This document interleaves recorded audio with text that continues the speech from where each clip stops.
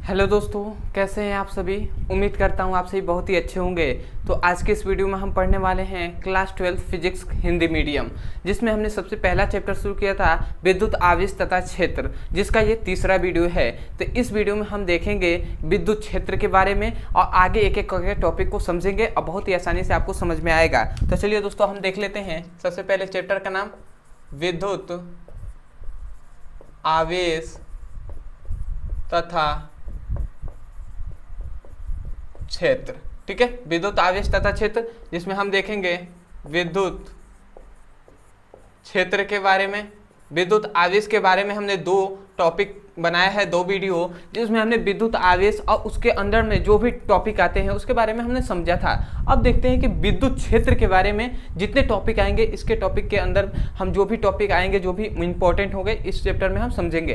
ठीक है, तो विद्युत क्षेत्र कहते किसे हैं, तो याद रखेंगे सिंपल वे में इसका डेफिनेशन है कि कोई भी आवेश है, मान लेते हैं कोई आवेश है। ठीक है, तो कोई भी आवेश है तो इस आवेश के चारों ओर का कोई क्षेत्र होगा। ठीक है, इस आवेश के चारों ओर का कोई क्षेत्र होगा। तो जहां पर क्या होता है, इस क्षेत्र, ये क्या है, जहां तक इस आवेश का क्षेत्र होगा, ये क्या है, आवेश है। मैं नाम लिख दे रहा हूं, ठीक है, इससे आसानी होगी डेफिनेशन बोलने में। ये कोई आवेश है, ये कोई आवेश है और ये आवेशों के चारों ओर का क्या है, कोई क्षेत्र है। ठीक है, तो याद रखेंगे इस क्षेत्र में जहां तक विद्युत का प्रभाव होता है, विद्युत का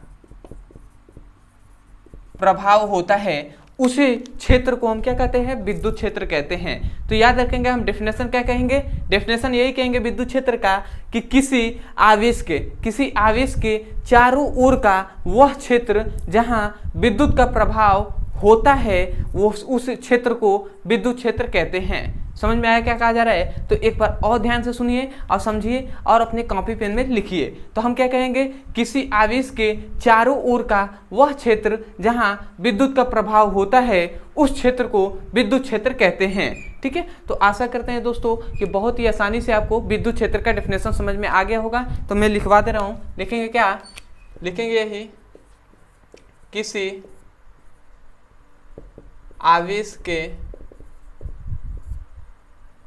आवेशों के चारों ओर का वह क्षेत्र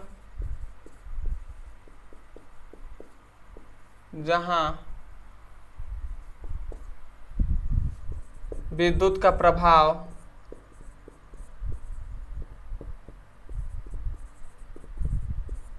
होता है, उस क्षेत्र को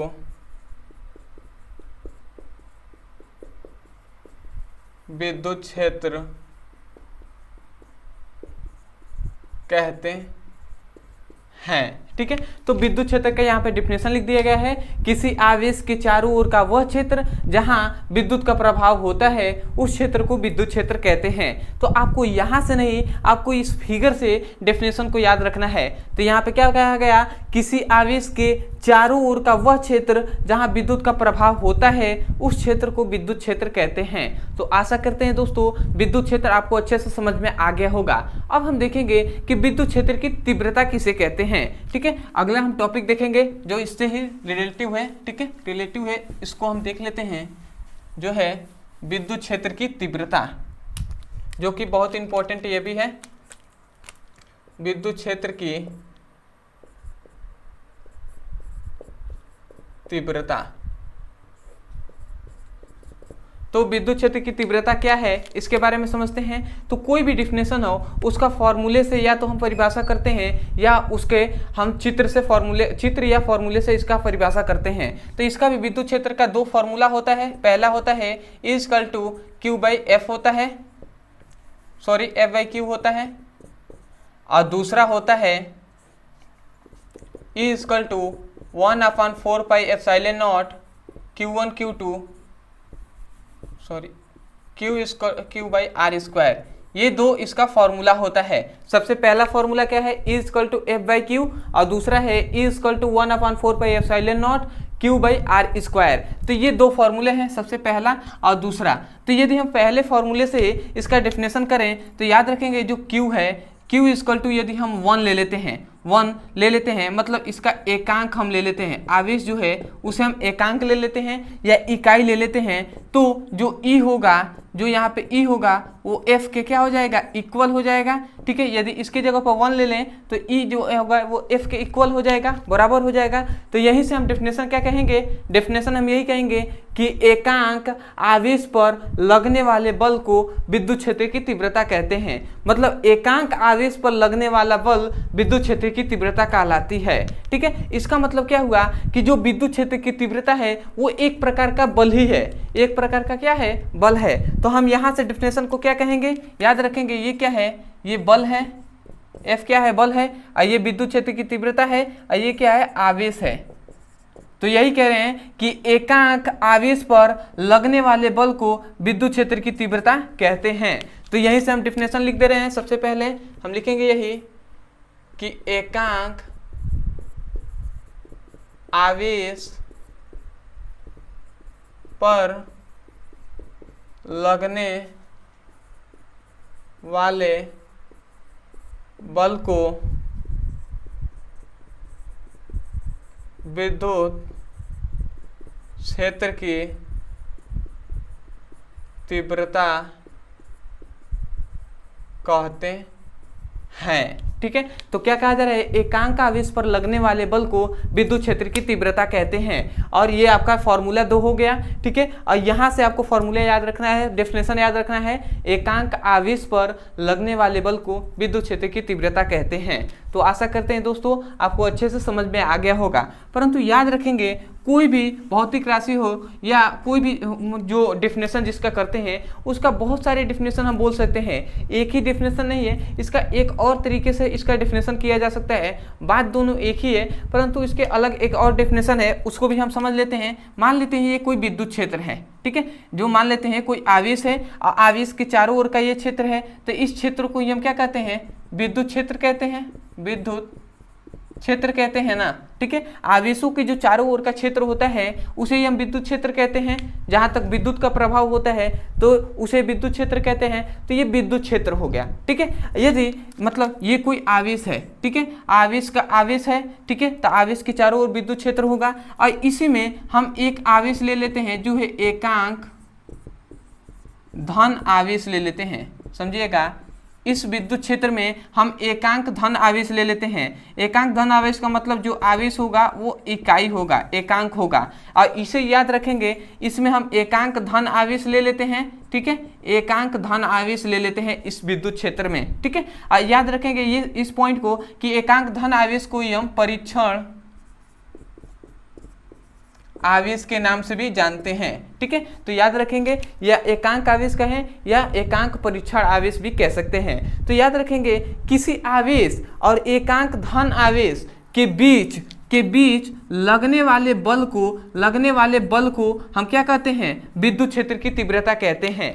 समझ में आया क्या कहा जा रहा है, मतलब आवेश और एकांक धन आवेश के बीच लगने वाले बल को विद्युत क्षेत्र की तीव्रता कहते हैं। तो हम दूसरा डेफिनेशन क्या कहेंगे, दूसरा डेफिनेशन यही कहेंगे कि किसी विद्युत क्षेत्र में किसी आवेश तथा एकांक धन आवेश के बीच लगने वाले बल को विद्युत क्षेत्र की तीव्रता कहते हैं। समझ में आया क्या कहा जा रहा है। तो इस डेफिनेशन को भी आप याद रखेंगे और यहाँ से आपको फिगर से डेफिनेशन को याद रखना है। क्या रखेंगे, क्या कहेंगे, किसी विद्युत क्षेत्र में आवेश तथा एकांक धन आवेश के बीच लगने वाले बल को विद्युत क्षेत्र की तीव्रता कहते हैं। क्यों कह रहे हैं बल लगेगा, क्योंकि ये भी आवेश है, ये भी आवेश है, तो इन दोनों आवेशों के बीच या तो आकर्षण या तो प्रतिकर्षण दोनों बल लग सकते हैं। तो जो बल लगेगा उस बल को ही विद्युत क्षेत्र की तीव्रता कहते हैं। इसका मतलब क्या हुआ कि जो बल है F, ठीक है, वो क्या है, विद्युत क्षेत्र की तीव्रता जो E के क्या है, इक्वल है। ठीक है, इसका मतलब यही हुआ ना कि जो बल है वो विद्युत क्षेत्र की तीव्रता के इक्वल है, क्योंकि जो बल है वही तो विद्युत क्षेत्र की तीव्रता है। ठीक है, तो दोनों हम कह सकते हैं इक्वल है। तो एक बार और मैं डेफिनेशन को बोल रहा हूं, आप लिख लीजिए, इसके बाद हम इसकी गणना करेंगे और ये दोनों फॉर्मूले हैं, इसको हम प्रूफ करेंगे।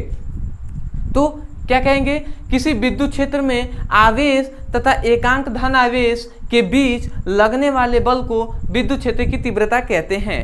तो आशा करते हैं दोस्तों आपने बहुत ही अच्छे से लिख लिया होगा। तो आगे हम बढ़ते हैं और इसका फॉर्मूले को हम सिद्ध करते हैं।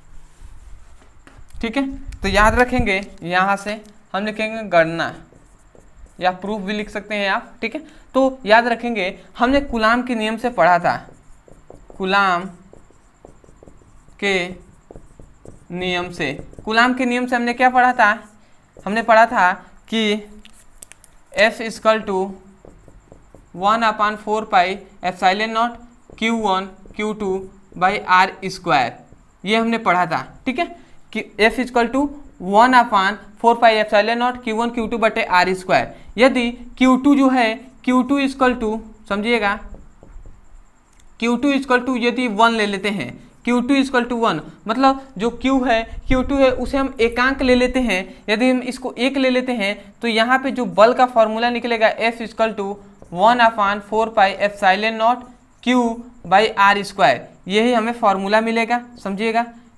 ठीक है, मैं एक बार देख लूँ, नीचे आपको दिखाई दे ही रहा होगा। ठीक है, नहीं दिखाई दे रहा होगा तो मैं देख लूँगा एक बार, मुझे आशा है कि आपको नहीं दिखाई दे रहा होगा। चलिए मिटका ही दे रहा हूँ। ठीक है, ऊपर ही बता दे रहा हूँ। ठीक है,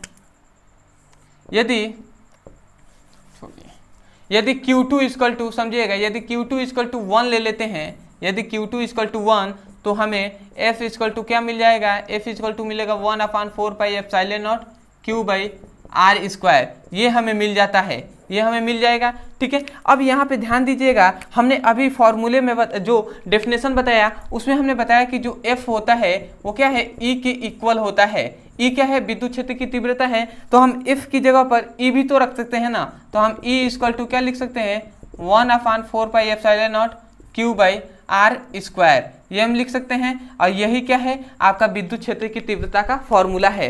देख लीजिए, यही क्या है, विद्युत क्षेत्र की तीव्रता का फॉर्मूला है कि नहीं, E equal to 1/4 pi epsilon naught Q by R square, और यहाँ पर भी E equal to 1/4 pi epsilon naught Q बटे R स्क्वायर। Q1 हमने इसलिए नहीं लिखा क्योंकि एक ही आवेश है, तो Q1 लिखने का क्या मतलब है। ठीक है, तो यही है विद्युत क्षेत्र की तीव्रता का फॉर्मूला। ठीक है, अब जिसे हम आगे बढ़ाते हैं, यहाँ पर भी आप लिख सकते हैं प्रूफ लिख सकते हैं, या इसे हम आगे बढ़ाते हैं तो दोनों पक्षों में, ठीक है, समझिएगा, दोनों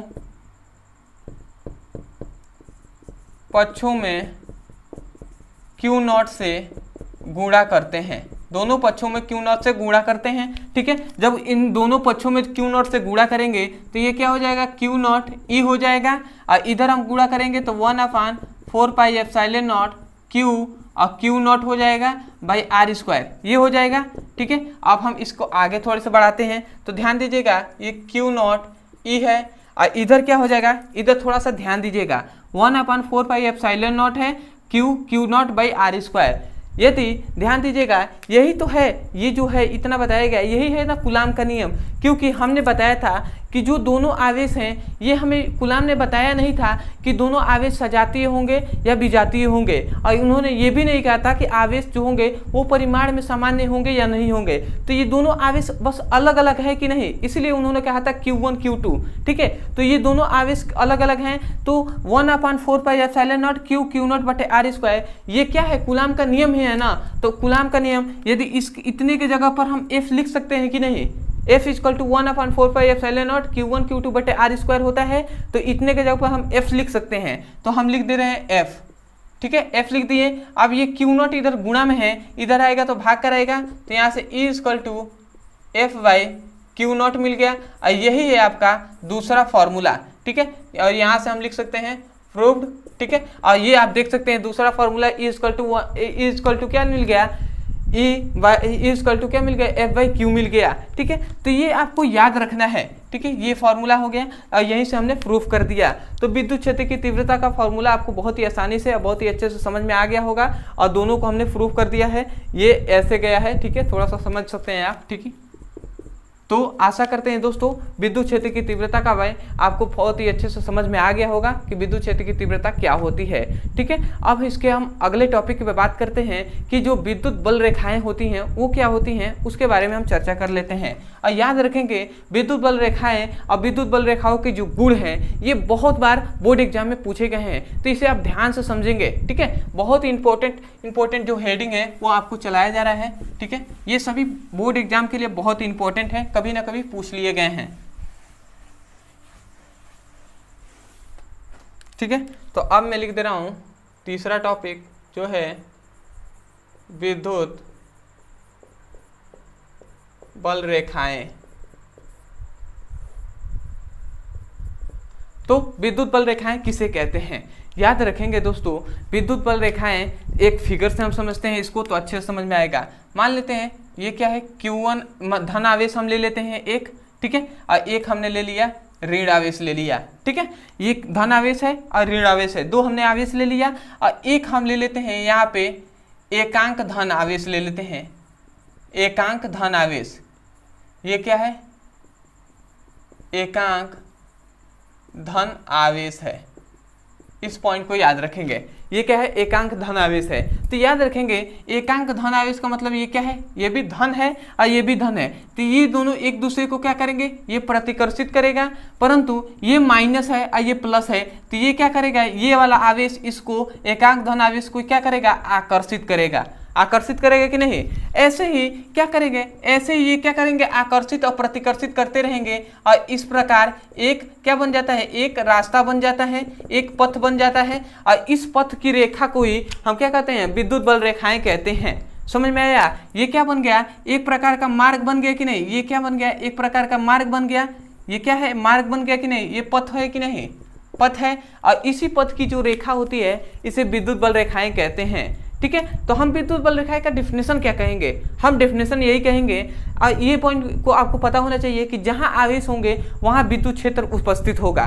तो हम यही कहेंगे किसी विद्युत क्षेत्र में, ठीक है, किसी विद्युत क्षेत्र में एकांक धन आवेश जिस पथ पर गमन करता है उस पथ की रेखा को विद्युत बल रेखाएं कहते हैं। उस पथ की रेखाओं को हम क्या कहते हैं, विद्युत बल रेखाएं कहते हैं। समझ में आया क्या कहा जा रहा है, तो एक बार और ध्यान से सुनिए, समझिए और उसे लिखिए। क्या कहा जा रहा है, कहा यह जा रहा है कि किसी विद्युत क्षेत्र में एकांक धन आवेश जिस पथ पर गमन करता है उस पथ की रेखा को हम विद्युत बल रेखाएं कहते हैं।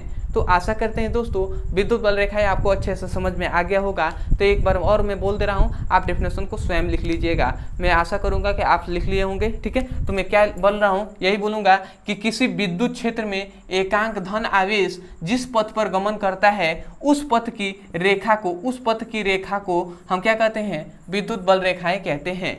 तो आशा करते हैं आपने लिख लिया होगा। मैं इसको मिटा रहा हूँ और डेफिनेशन को लिखवा दे रहा हूँ। ठीक है, क्योंकि बहुत से स्टूडेंट हैं जो नहीं लिख पाएंगे, ठीक है, उनके लिए भी तो पढ़ाया जा रहा है ना। तो मैं लिख दे रहा हूँ, लिखेंगे यही, किसी विद्युत क्षेत्र में उपस्थित एकांक धन आवेश जिस पथ पर, पथ मतलब होता है रास्ता, जिस पथ पर गमन माने गति करता है, गमन करता है, उस पथ की रेखाओं को विद्युत बल रेखाएं कहते हैं। तो ये विद्युत बल रेखाएं का आपका डिफिनेशन हो गया। विद्युत क्षेत्र में स्थित एकांक धन आवेश जिस पथ पर गमन करता है उस पथ की रेखा को विद्युत बल रेखाएं कहते हैं। तो आशा करते हैं दोस्तों आपको बहुत ही अच्छे से ये डेफिनेशन समझ में आ गया होगा। तो मैं एक बात कहना चाहूँगा कि यदि आप सुनकर और समझकर डेफिनेशन को लिख ले रहे होंगे तो आप हमें कमेंट सेक्शन में ज़रूर बताइएगा कि आप लिख ले रहे हैं। यदि आप नहीं लिख रहे हैं और चाहते हैं कि सभी का डेफिनेशन जो है बोर्ड पर लिखवाया ही जाए, ठीक है, तो वो भी आप हमें कमेंट सेक्शन में ज़रूर बताइएगा। इससे क्या होगा कि अगर आप बताते हैं हमें तो समय, आप यदि कहते हैं कि न लिखवाएं तो आपका समय बचेगा, तो और टॉपिक हम देख लेंगे, एक ही वीडियो में 2-3 टॉपिक और हम एक्स्ट्रा देख सकते हैं। यदि आप कहेंगे कि नहीं आप लिखवाइए, ठीक है, आपको समझ में वैसे नहीं आ पा रहा है, आप नहीं लिख पा रहे हैं, तो आपको लिखवाया जाएगा, ठीक है। इससे ये होगा कि समय ज़्यादा लगेगा, आपको भी ज़्यादा समय देना पड़ेगा और मुझे भी ज़्यादा समय को आपको ले देना पड़ेगा। तो मैं यही कहूँगा कि जो भी आपका मतलब जो है आपका राय है उसे आप कमेंट सेक्शन में हमें ज़रूर बताइएगा, ठीक है। अब हम देखते हैं कि विद्युत बल रेखाओं के गुण कौन कौन सी होते हैं, ठीक है, जो कि गुण बहुत ही इंपॉर्टेंट है। इसका गुण या विशेषताएं भी आप कह सकते हैं कि इसकी विशेषताएं कौन कौन सी हैं। तो याद रखेंगे इसकी निम्नलिखित विशेषताएं होती हैं, ठीक है। तो वो कौन कौन सी हैं? सबसे पहले इसका गुण याद रखेंगे, सबसे इसका पहला गुण, ठीक है, सबसे पहला गुण याद रखेंगे कि जो विद्युत बल रेखाएं होती हैं वह खुला वक्र बनाती हैं, ठीक है। विद्युत बल रेखाएं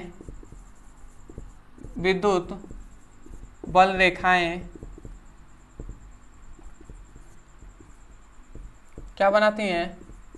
खुला वक्र बनाती हैं, ठीक है। याद रखेंगे जो विद्युत बल रेखाएं होती हैं वो खुला वक्र बनाती हैं, जबकि चुंबकीय बल रेखाएं जो होती हैं वो बंद वक्र बनाती हैं। इस बात को आपको याद रखना है, ठीक है। दूसरा पॉइंट याद रखना है कि जो विद्युत बल रेखाएं होती हैं वो लंबवत आकर्षण या प्रतिकर्षण करती हैं, ठीक है। जो विद्युत बल रेखाएं होती हैं, विद्युत बल रेखाएं होती हैं, विद्युत बल रेखाएं लंबवत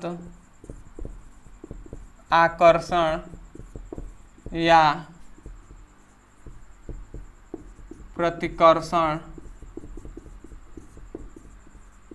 करती हैं, ठीक है। लंबवत आकर्षण या प्रतिकर्षण करती हैं। जैसे कि ये धन आवेश था, ठीक है, ये कोई धन आवेश है, समझिएगा, ये कोई धन आवेश है और ये कोई क्या है? ऋण आवेश है, और ये कोई एकांक धन आवेश है, ठीक है। तो इसका मतलब ये हुआ कि ये लंबवत क्या करेगी? आकर्षण या प्रतिकर्षित करेगी। ये क्या करेगी? लंबवत प्रतिकर्षित करती है, ये लंबवत क्या करती है? आकर्षण करती है।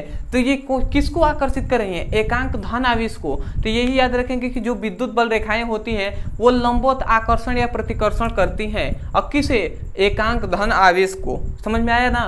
तो ये हो गया। अब अगला पॉइंट याद रखेंगे कि जो विद्युत बल रेखाएं में जो ये रेखाएं निकलती हैं, ठीक है, ये याद रखेंगे धनात्मक से प्रारंभ होती हैं और ऋणात्मक पर समाप्त होती हैं। इस पॉइंट को भी याद रखेंगे। तो ये पॉइंट भी याद रखेंगे, तो मैं लिख दे रहा हूं इस पॉइंट को भी लिखेंगे कि विद्युत बल रेखाएं धनात्मक से प्रारंभ होती हैं और ऋणात्मक पर समाप्त होती हैं, ठीक है। तो ये हो गया कि विद्युत बल रेखाएं धनात्मक से प्रारंभ होती हैं और ऋणात्मक पर समाप्त होती हैं, ठीक है। अगला पॉइंट याद रखेंगे चौथा, ठीक है। चौथा पॉइंट ये याद रखेंगे कि जो विद्युत बल रेखाएं होती हैं वो जहां सघन होगी वहां विद्युत क्षेत्र की तीव्रता भी अधिक होगी। मतलब कहने का मतलब ये धन आवेश है और ये ऋण आवेश है, ठीक है, और ये विद्युत बल रेखाएं निकल रही हैं। ये क्या है? विद्युत बल रेखाएं हैं। तो जहां पर विद्युत बल रेखाएं ऐसे निकलती हैं, तो जहां पर विद्युत बल रेखाएं अधिक होंगी वहां पर विद्युत क्षेत्र की तीव्रता, याद रखेंगे, विद्युत क्षेत्र की तीव्रता जो होती है, तीव्रता जो ई से हम प्रदर्शित करते हैं विद्युत क्षेत्र की तीव्रता, वो भी वहां पे अधिक होगी। जहां पर विद्युत बल रेखाओं की संख्या अधिक होगी, जहां विद्युत बल रेखाएं जो होंगे सघन होंगी, वहां पर विद्युत क्षेत्र की तीव्रता होगी वो भी अधिक होगी। तो इसे भी आप नोट में लिख लेंगे, ठीक है, मैं लिखवा ही दे रहा हूं, ठीक है, क्योंकि पता नहीं आप लिख पाएंगे कि नहीं, ठीक है। ये याद रखेंगे कि विद्युत बल रेखाएं जहां अधिक होंगी वहां विद्युत क्षेत्र की तीव्रता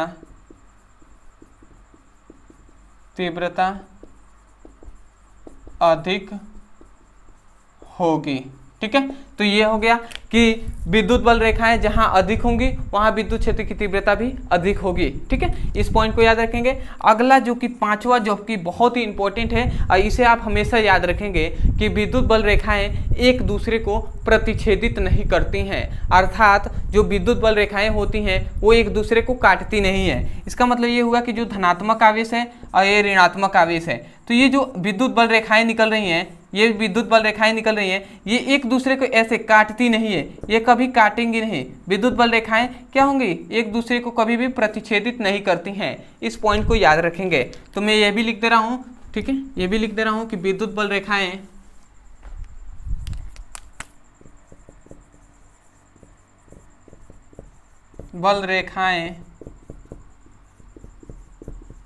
एक दूसरे को काटती नहीं है, ठीक है, या प्रतिच्छेदित नहीं करती हैं। तो ये विद्युत बल रेखाएं का आपका डिफिनेशन हो गया है और ये आपको 5 जो हैं ये आपके गुण लिखवाए गए हैं। तो ये जो कि बहुत ही इंपॉर्टेंट है, आप इसको याद रख लीजिएगा और याद भी कर लीजिएगा। तो आशा करते हैं दोस्तों कि बहुत ही अच्छे से, और आपको जितने टॉपिक आपको इस वीडियो में पढ़ाए गए हैं वो भी आपको अच्छे से समझ में आ गया होगा। तो मैं यही कहूँगा दोस्तों कि वीडियो अच्छा लगा हो तो आप हमारे चैनल को सब्सक्राइब कर लीजिएगा, वीडियो को लाइक कर दीजिएगा, और जब चैनल को सब्सक्राइब कीजिएगा तो हमें कमेंट सेक्शन में जरूर बताइएगा कि वीडियो कैसा लगा। अदरवाइज आपको कोई भी टॉपिक समझ में नहीं आता है फिजिक्स, केमिस्ट्री, बायोलॉजी के संबंध में, तो उस टॉपिक का नाम लिखिए यूट्यूब पर, अंत में हमारे चैनल का नाम लिख दीजिए, वीडियो वहाँ से मिल जाएंगे, आप वहाँ से भी जाकर अच्छे से पढ़ाई कर सकते हैं और अपने सुंदर से नोट्स बना सकते हैं। दूसरी बात, यदि आप क्लास 12th का फिजिक्स का बहुत ही आसानी से और सीरियसली पढ़ाई करना चाहते हैं तो इस वीडियो के डिस्क्रिप्शन में लिंक दिया जाएगा, वहाँ से भी आप क्लिक करके आप chapter wise part 1, part 2, part 3 करके ऐसे करके आप सीक्वेंस में एक एक करके वीडियो को देख सकते हैं और अपने सुंदर से नोट्स बना सकते हैं। ठीक है, और मैं एक आपसे राय चाहता हूँ कि आपको जो डेफिनेशन बोला जा रहा है या सिद्धांत बोला जा रहा है या जो नियम है, ठीक है, या गुण है, इनको मतलब बोल कर ही जो बोला जा रहा है तो आप बोल कर सुन कर आप लिख सकते हैं या नहीं। ठीक है, यदि आप लिख सकते हैं तो इससे आपका समय बचेगा, यदि आप नहीं लिख सकते हैं तो थोड़ी सी क्या होगा कि वीडियो भी लंबा होगा और उसमें कम टॉपिक को हम क्लियर कर पाएंगे। तो इसे आप कमेंट सेक्शन में हमें जरूर बताइएगा कि यदि आपको डेफिनेशन को क्या किया जाए, लिखवाया जाए या बोल दिया जाए, आपको एक बार समझा दिया जाए, समझा कर आपको 2 बार बोल दिया जाए डेफिनेशन को, तो वो बेहतर रहेगा। ये हमें कमेंट सेक्शन में जरूर बताइएगा। तो चलिए दोस्तों, आज के लिए इतना ही, मिलते हैं अगले वीडियो में, तब तक के लिए धन्यवाद। जय हिंद, जय भारत।